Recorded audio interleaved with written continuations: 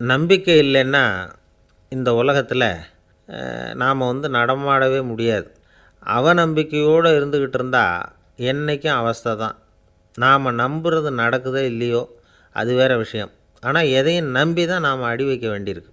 வேறு ஒன்றும் வேணாம், ஒரு லாட்ரி சீட்டு வாங்குகிறோம், அது எங்கே நமக்கு விழப்போகுது அப்படிங்கிற அவநம்பிக்கையோடவா வாங்குகிறோம்? பரிசு நமக்கு தான் அப்படிங்கிற நம்பிக்கை உள்ளூர இருக்கிறதுனால தான் அதை வாங்குகிறோம். இருந்தாலும் முடிவு வேறு மாதிரி ஆகிடுது. அதுக்காக மனசு சோர்ந்து போகிறதில்ல, அடுத்த மாதமும் சீட்டு வாங்குகிறோம். இந்த நம்பிக்கை தான் மனித வாழ்க்கைக்கு ஆதாரம். ஒரு கடையில் போய் டீ சாப்பிட்றீங்க, அந்த டீ நல்ல டீ தானா, அதில் விஷம் கலந்துருக்குமா அப்படிங்கிற சந்தேகம் வந்துட்டுதுன்னு வச்சுங்க. அதுக்கப்புறம் அதை எப்படி நீங்கள் சாப்பிட முடியும்? நம்பி தான் சாப்பிட்ணும்.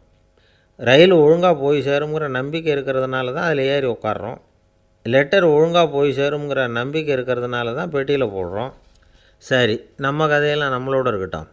மனித நம்பிக்கை எந்த அளவுக்கு உறுதியாகவும் அறிவுபூர்வமாகவும் இருக்கணுங்கிறதுக்கு அலெக்சாண்டர் வாழ்க்கையில் நடந்த ஒரு சம்பவத்தை உதாரணமாக சொல்லலாம். இந்த உலகத்தையே ஜெயிக்கணும்னு புறப்பட்டார் அலெக்சாண்டர். ஒரு கட்டத்தில் அவர் சிட்னஸ் நதி கரைக்கு சேர்ந்தார்.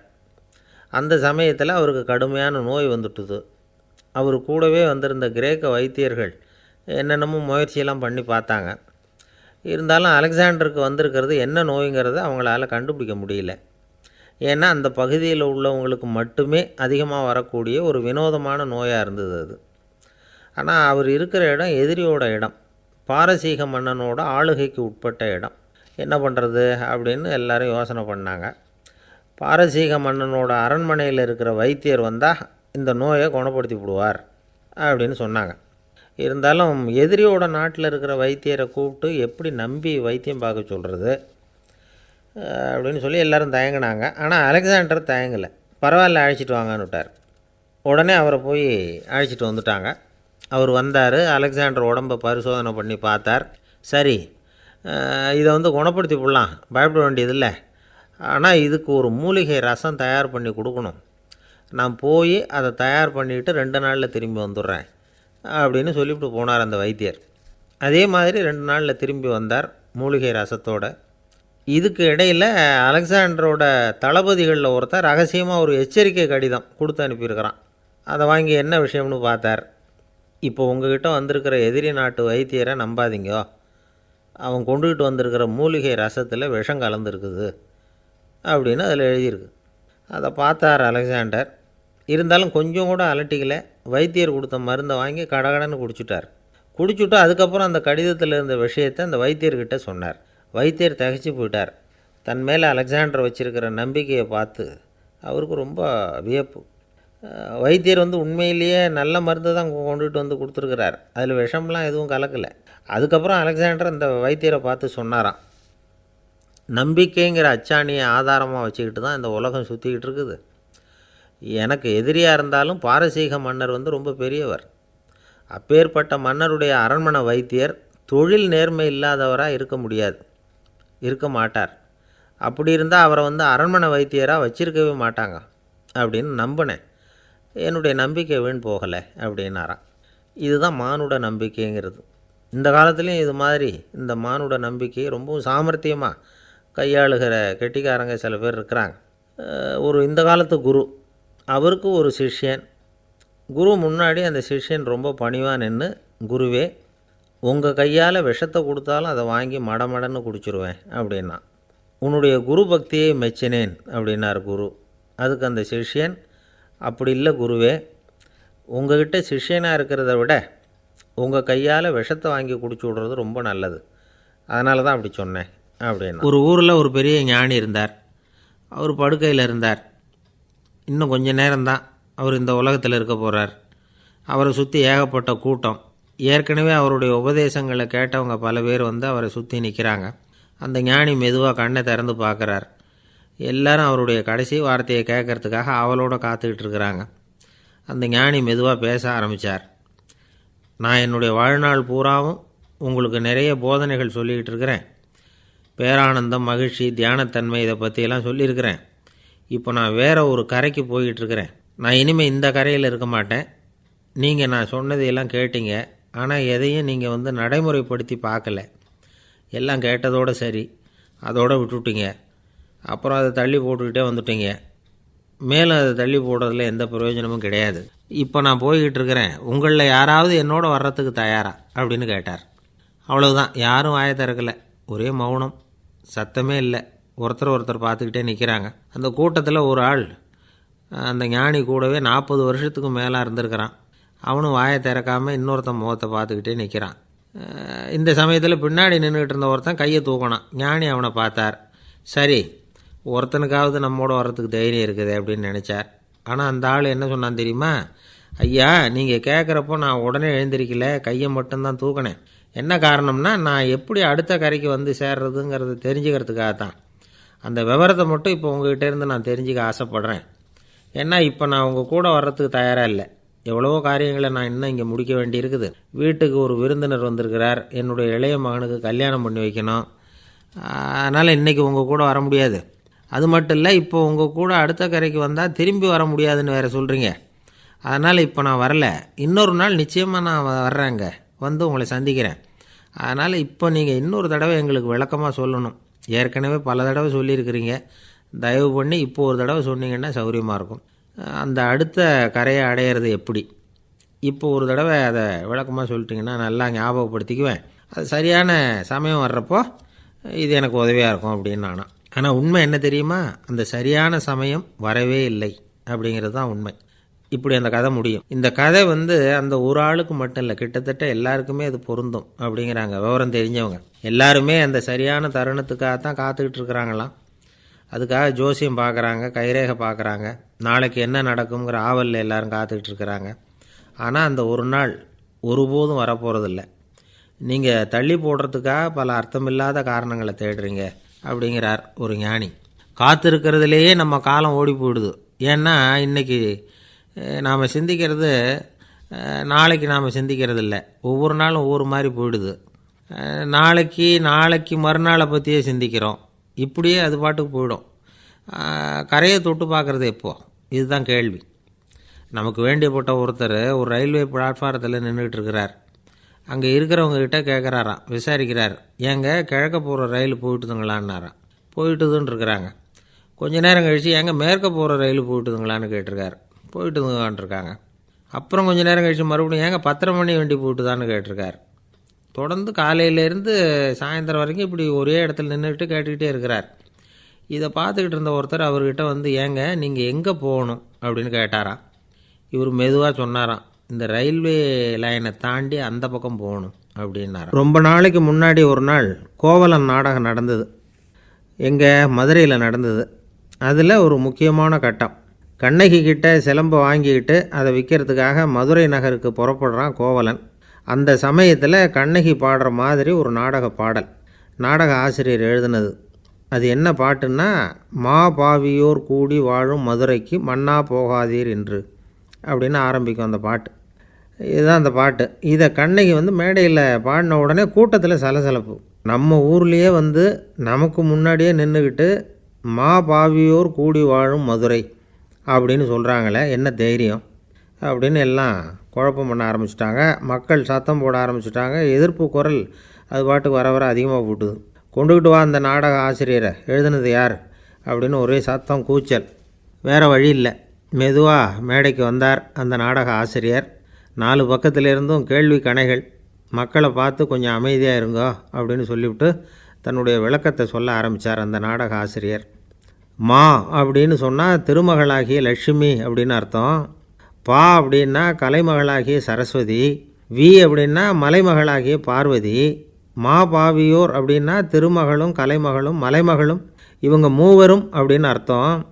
இந்த 3 பேரும் வாழ்கின்ற மதுரை புனிதம் நிறைந்தது, சகல செல்வங்களும் நிறைஞ்சது.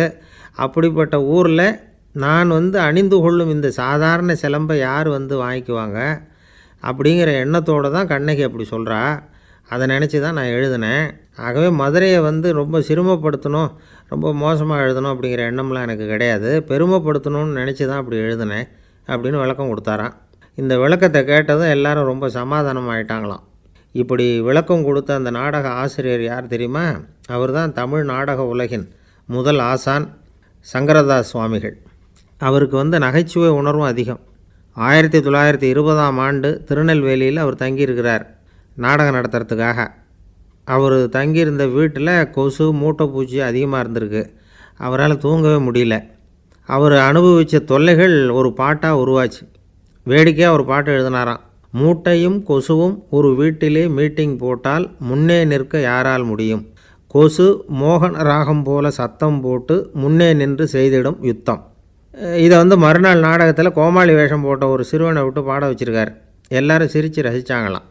சங்கரதாஸ் சுவாமிகள் கல்யாணமே பண்ணிக்கல, துறவி மாதிரியே வாழ்ந்திருக்கார். தமிழ் நாடக கலைக்கு தன்னையே அர்ப்பணம் பண்ணிக்கிட்டவர் அவர். 1922 நவம்பர் மாதத்தில் ஒரு நாள் புதுச்சேரியில் அவர் வாழ்க்கை முடிஞ்சுது. அப்போ அவருக்கு வயசு 55.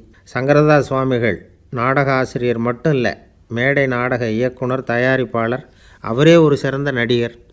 ஒரு தடவை சாவித்திரி நாடகத்தில் இவர் யமதர்மனாக வேஷம் போட்டு நடிச்சிருக்கிறார். நாடகம் பார்த்துக்கிட்டு இருந்த கருவுற்ற ஒரு பெண்மணிக்கு பயத்தினால அங்கேயே குழந்தை பிறந்துட்டு தான். அந்த நிகழ்ச்சிக்கு அப்புறம் இவர் இந்த வேஷம் போடுறப்போலாம் ஜனங்களுக்கு முன்கூட்டியே எச்சரிக்கை கொடுக்க ஆரம்பிச்சிருவாராம். அதாவது அப்படி யாராவது பயப்படுறவங்க இருந்தால் கொஞ்சம் கண்ணை மூடிங்க அல்லது எழுந்திரிச்சு போடுங்கன்னு. நடிப்புன்னா அப்படிலாம் இருக்கணும். இந்த காலத்தில் நடிகர் ஒருத்தர் சொன்னார், சார், நான் இந்த நாடகத்தில் நடிக்கிறப்போ முகத்தில் நவரசங்களையும் காட்டி நடித்தேன், உணர்ச்சிகளை எல்லாம் நல்லா காட்டி நடித்தேன். அப்படி இருந்து ஜனங்கள் கல்லை எடுத்து மேடையில் வீசிவிட்டாங்க சார் அப்படின்னார். நாடகத்தில் உங்களுக்கு என்ன வேஷம் அப்படின்னு கேட்டாங்க. அது செத்து கிடக்கிற பணமாக நடித்தேன் சார் அப்படின்னார். என்னுடைய நண்பர் ஒருத்தர், அவருக்கு ஜாதகத்தில் நம்பிக்கை உண்டு. அவரே ஜோசியமெல்லாம் பார்ப்பார்.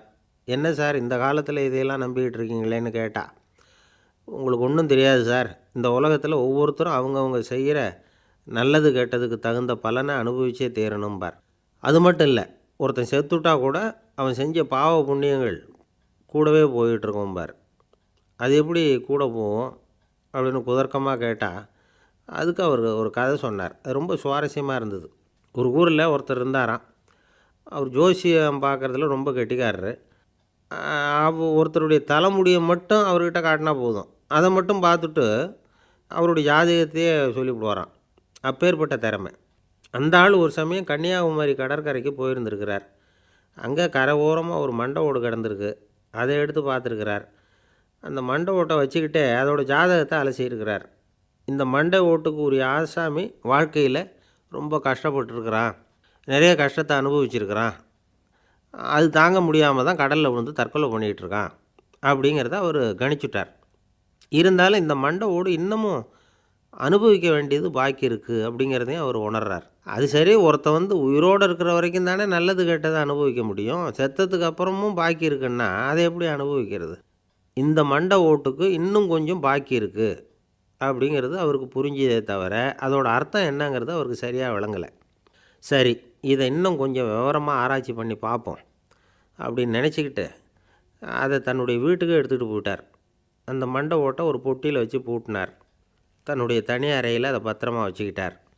தினமும் ராத்திரி ஆனதும் தன்னுடைய மனைவியை பார்த்து, நீ போய் பூஜை அறையில் தனியாக படுத்துக்கோ அப்படின்னு சொல்லிவிட்டு இவர் தினம் ராத்திரி 12 மணிக்கு பொட்டியை திறந்து அதை பார்ப்பார். மண்டை ஓடு அப்படியே இருந்ததே தவிர இன்னும் கொஞ்சம் பாக்கி இருக்குங்கிறதுக்கு அர்த்தம் அவருக்கு விளங்கலை. அந்த மண்டை ஓட்டுக்கு இன்னும் என்ன பாக்கி இருக்க போகுது? இப்படியே ஒரு 10 நாள் போச்சு. அந்த வீட்டம்மாவுக்கு சந்தேகம் வந்துட்டுது.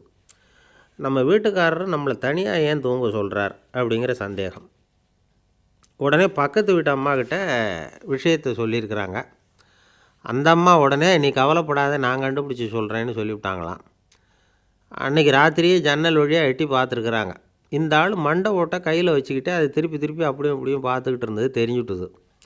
மறுநாள் காலையில் அவரோட மனைவியை பார்த்தாங்க. ஏம்மா, உன் வீட்டுக்காரருக்கு நீ முதல் மனைவியா 2வது மனைவியா அப்படின்னு கேட்டாங்க. எனக்கு தெரிஞ்ச வரைக்கும் நான் ஒருத்தி தான் அவருடைய மனைவின்னாங்க. அப்படி இல்லை, நீ அவருக்கு 2வது மனைவி. முதல் மனைவியின் மண்டை ஓடு தான் அவர் கையில் இருக்குப்போ, அதை தான் அவர் தினமும் ராத்திரியில் எடுத்து பார்த்துக்கிட்டு இருக்கிறாரு அப்படின்னு விட்டாங்க அந்த அடுத்த வீட்டம்மா.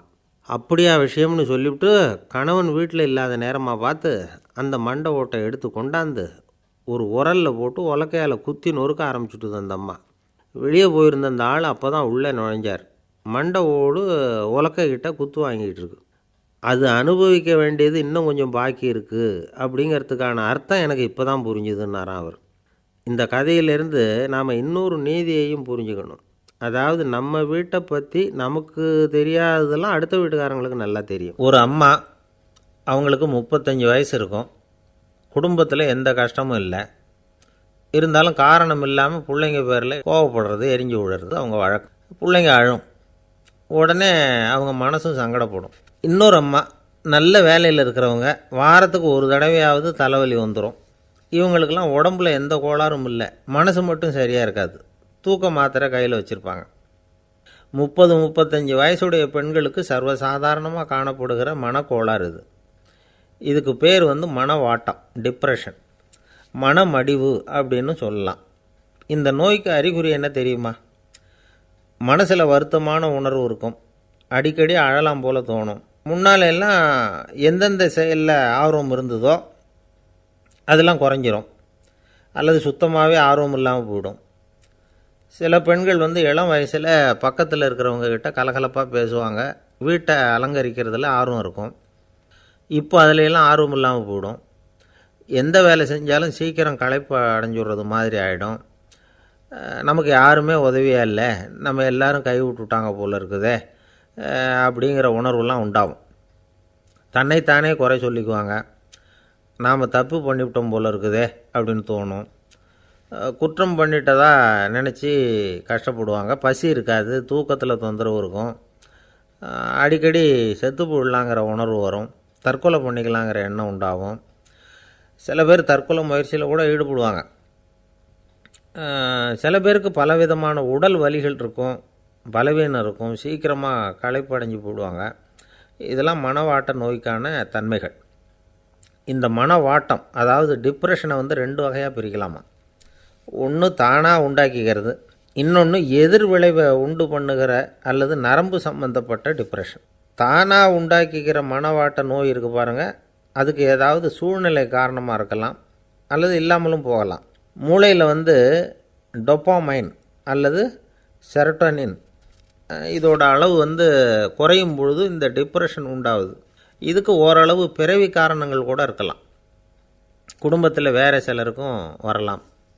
பாதிக்கப்பட்ட பெண்ணை பார்க்குறதுக்கு பலவீனமாக தெரியும், கடுமையான குற்ற உணர்வு இருக்கும், தனியாக இருக்கிறதுக்கு ஆசைப்படுவாங்க, நடு ராத்திரியில் எழுந்திரிச்சு உட்காந்து கஷ்டப்பட்டுக்கிட்டு இருப்பாங்க, கொடூரமான முறையில் தற்கொலை பண்ணிக்க முயற்சி பண்ணுவாங்க, தீ வச்சுக்கிறது, அமிலத்தை குடிக்கிறது, தூக்கில் தொங்குறது. இப்படி தானாக வரவழைச்சிக்கிற மனவாட்ட நோய் மறையக்கூடிய நோய். ஒரு தடவை வந்தால் 3லேருந்து 6 மாதம் வரைக்கும் நீடிக்கும். இடைப்பட்ட காலங்களில் நோயாளி இயல்பாக இருப்பார். எதிர் விளைவை உண்டு பண்ணுகிற அல்லது நரம்பு சம்பந்தப்பட்ட மனவாட்ட நோய் எப்படின்னா, கணவன் மனைவி, மாமியார் மருமகள், இப்படிப்பட்ட உறவு முறை பிரச்சனைகள், தோல்விகள், எரிச்சல்கள், ஆஃபீஸு பிரச்சனை, இப்படிப்பட்ட சூழ்நிலையால் உண்டாகிறது. எல்லாத்துக்கும் மருந்து இருக்குது, மார்க்கம் இருக்குது, கவலைப்பட வேண்டியதில்லை, தைரியமாக இருக்கணும். உளவியல் மருத்துவம் இதுக்கு ரொம்ப உபயோகமாக இருக்கும். சில பெண்களை பாருங்கள், அவங்க எதுக்கும் அலட்டிக்கிறது இல்லை. ஒரு அம்மா அப்படி தான் தன்னுடைய கணவனை அழைச்சிக்கிட்டு ஒரு மனநோய் மருத்துவர்கிட்ட வந்தாங்க. டாக்டர், எங்கள் வீட்டுக்காரர் திடீர்னு ஒரு மாதிரி ஆயிட்டார், வித்தியாசமாக நடந்துக்கிறார். எப்படின்னா, இவர் தன்னையே ஒரு ஒட்டடை குச்சியாக நினச்சிக்கிட்டு இருக்கிறார். அப்படி நினச்சிக்கிட்டு தன்னுடைய தலையாலேயே வீட்டில் உள்ள ஒட்டடையெல்லாம் தொடச்சிக்கிட்டு இருக்கிறார் அப்படின்னாங்க. எவ்வளவு நாளாக அப்படி இருக்குதுன்னு கேட்டார் டாக்டர். 1 வாரமாக அப்படி இருக்குது அப்படின்னாங்க அந்த அம்மா. அப்படின்னா முன்னாடியே ஏன் அழைச்சிட்டு வரல அப்படின்னு கேட்டார் டாக்டர்.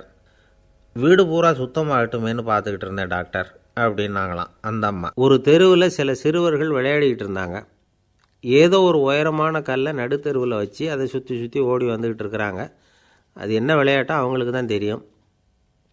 கொஞ்ச நேரம் அப்படி விளையாடிக்கிட்டு இருந்தவங்க விளையாடி முடித்ததும் அந்த கல்லை நடுத்தெருவில் அப்படியே விட்டுட்டு அவங்கவுங்க வீட்டுக்கு ஓடி போட்டாங்க. அதுக்கப்புறம் அந்த வழியாக 2 பெண்கள் பேசிக்கிட்டே வந்தாங்க. பேச்சு சுவாரஸ்யத்தில் நடுத்தெருவில் இருந்த அந்த கல்லை கவனிக்கலை. காலில் இடிச்சுட்டுது, லேசாக ரத்தம் வந்துட்டுது, வலி தாங்கலை. காலில் இடிச்சுக்கிட்ட பொண்ணு திட்ட ஆரம்பிச்சுட்டுது. வர வர ஊர் உலகம் ரொம்ப கெட்டு போச்சு, யாருக்கும் பொறுப்பே கிடையாது பாரு, இப்படி நடுத்தெருவில் பொறுப்பு இல்லாமல் இப்படி கல்லை போட்டு வச்சுருக்குறாங்களே, இது நியாயமா அப்படின்னு சொல்லி இந்த சமூகத்தை கடுமையாக விமர்சனம் பண்ணிக்கிட்டு அவங்க போயிட்டாங்க. கொஞ்ச நேரம் கழித்து ஒரு வாலிபன் அந்த வழியாக வந்தான். அந்த கல்லை பார்த்தான், நின்னான், ஒரு நிமிஷம் யோசனை பண்ணான், என்ன பண்ணலாம்னு பார்த்தான். தன்னுடைய வீரத்தையும் பலத்தையும் காட்டணும்னு நினச்சான். பின்னாடி போனான். அப்புறம் வேகமாக ஓடி வந்து ஒரு சின்ன ஹை ஜம்ப் அப்படியே துள்ளி குதித்தான். துள்ளி குதித்து தாண்டி அந்த பக்கமாக போய் விழுந்தான். அப்படியே விசில் அடிச்சுக்கிட்டு அவன் பாட்டுக்கு நடந்து போகிறான்.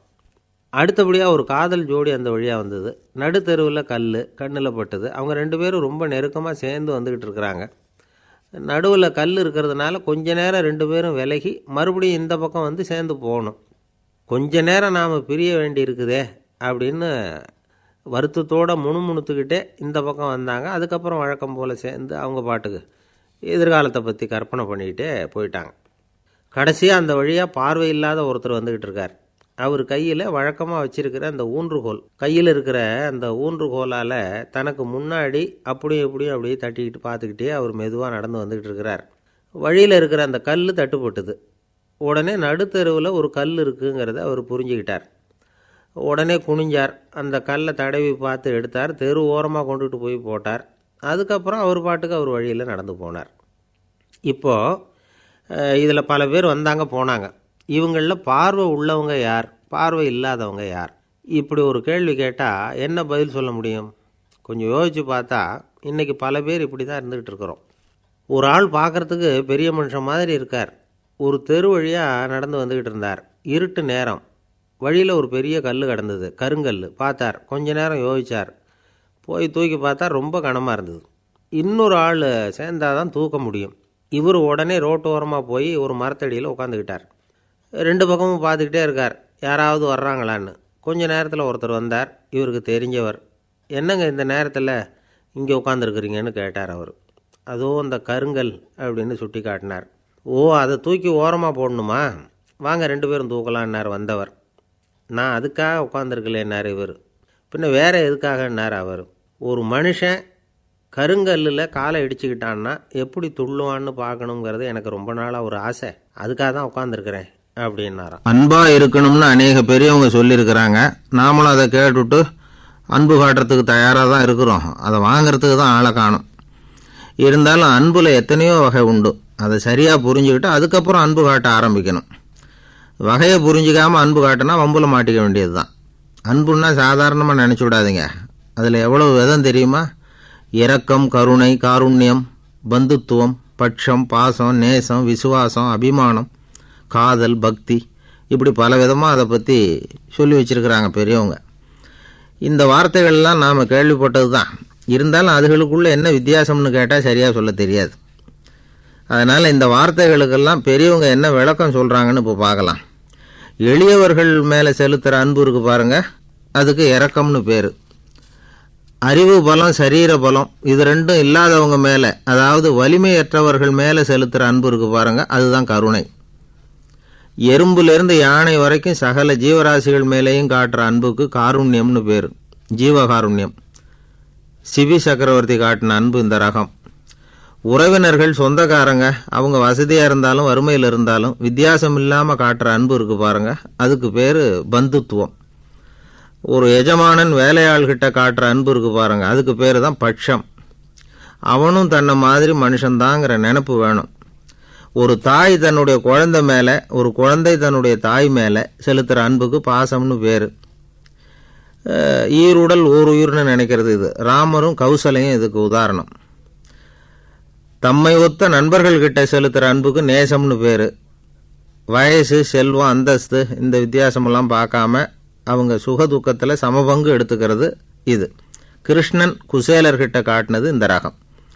வேலை செய்கிறவன் முதலாளிகிட்ட காட்டுற அன்புக்கு விசுவாசம்னு பேர். தேசத்து மேலேயும் தாய்மொழி பேர்லையும் செலுத்துகிற அன்புக்கு அபிமானம்னு பேர்.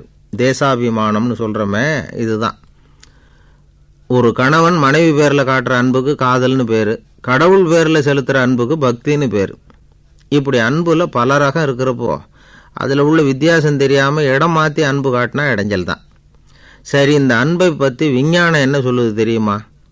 இதயத்தை பாதுகாக்கிறதுக்கு முக்கியமாக தேவைப்படுற ஒன்று இந்த அன்பு தான்னு சொல்லுது. நெதர்லாந்து விஞ்ஞானிகள் இதை ஆராய்ச்சி பண்ணியே கண்டுபிடிச்சிருக்கிறாங்க. கொஞ்சம் முயல் குட்டிகளை 2 பிரிவாக பிரித்தாங்க. 2 குரூப்புக்கும் கொழுப்பு அதிகமாக உள்ள ஆகாரத்தையே கொடுத்துக்கிட்டு வந்தாங்க. ஆனால் ஒரு குரூப்புக்கு வெறுமன ஆகாரத்தை கொடுத்ததோடு சரி, இன்னொரு குரூப்பு முயல்களுக்கு ஆகாரம் கொடுத்ததோடு நிறுத்திக்கல.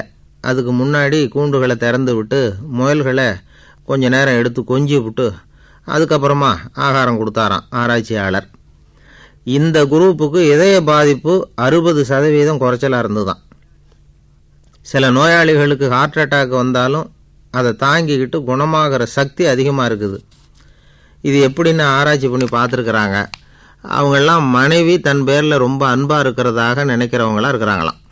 இதய நோயாளிகள் பல பேரை சந்தித்து இதய நோய் ஏற்பட என்ன காரணம்னு கேட்டிருக்கிறாங்க.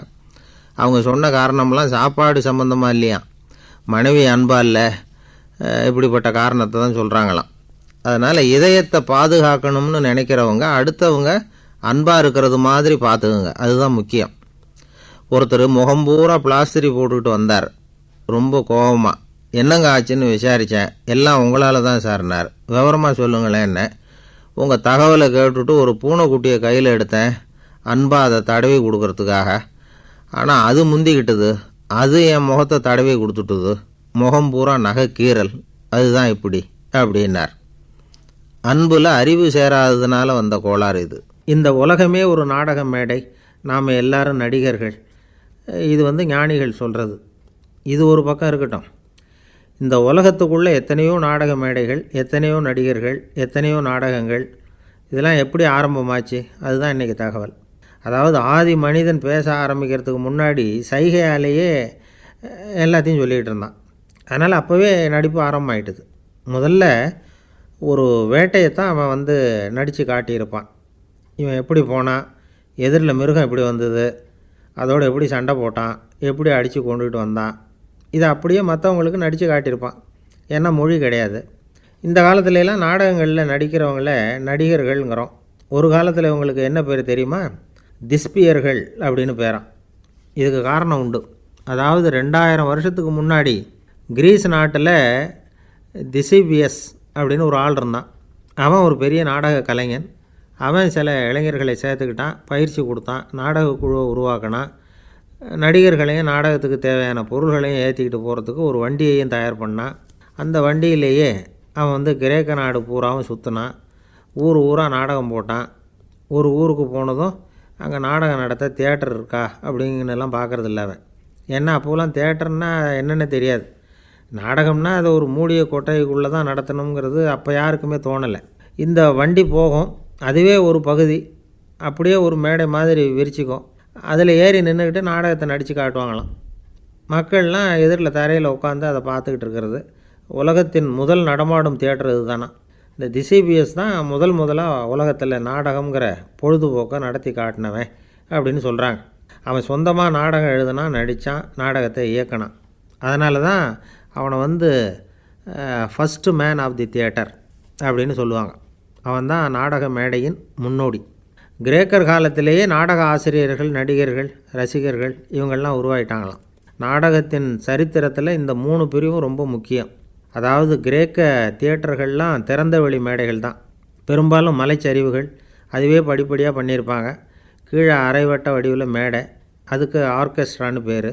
பிற்காலத்தில் இதில் உட்காந்து இசைக்குழுவினர் வாய்ச்சதுனால இசைக்குழுவுக்கே ஆர்கெஸ்ட்ராங்கிற பேர் வந்துட்டுது. இப்போது கிரேக்க தியேட்டர்களில் ஒன்று, அதோட காலம் கிமு 340. அதை இன்னமும் பாதுகாத்து வச்சுருக்கிறாங்களாம். எபிடாரஸ் அப்படிங்கிற இடத்துல அது இருக்குதான். இன்னமும் அந்த தியேட்டரை பயன்படுத்திக்கிட்டு வர்றாங்களாம். சிறந்த கிரேக்க நாடகங்கள்லாம் அங்கே நடிக்கிறாங்களாம். ஆரம்ப காலத்திலேயே கட்டணம் கிடையாது. அப்புறம் பின்னாடி தான் நுழைவு கட்டணம்லாம் அப்படியே வந்துட்டு தான். நடிகர்கள் பளபளப்பான ஆடைகள் உடுத்தியிருப்பாங்களாம். இந்த குதிகால் உயர்ந்த காலணிகள் போட்டிருப்பாங்களாம். இதெல்லாம் பழைய குறிப்புகள். பலவிதமான உருவங்களில் மாஸ்க் அப்படின்னு சொல்லப்படுற முகமூடி. அதனால் ஒரே நடிகர் பல வேடங்களில் நடிக்கிறது உண்டான். ஆரம்பத்தில் பெண் நடிகர்கள் கிடையாது, எல்லாம் ஆண் நடிகர்கள் தான். ரோமானியர்கள் தான் முதல் நிரந்தர நாடக மேடையை கட்டினவங்க. அதுதான் முதல் தியேட்டர். கிமு 1048 காலகட்டத்தில் பாம்பிங்கிற நகரத்தில் அதை கட்டியிருக்கிறாங்களாம். கிரேக்க ரோமானிய தியேட்டர்களின் அடிப்படையிலேயே இந்த இத்தாலிய வடிவ அமைப்பாளர்கள் இந்த குதிரை லாட வடிவில் ஒரு ஆடிட்டோரியத்தை உருவாக்கினாங்களாம்.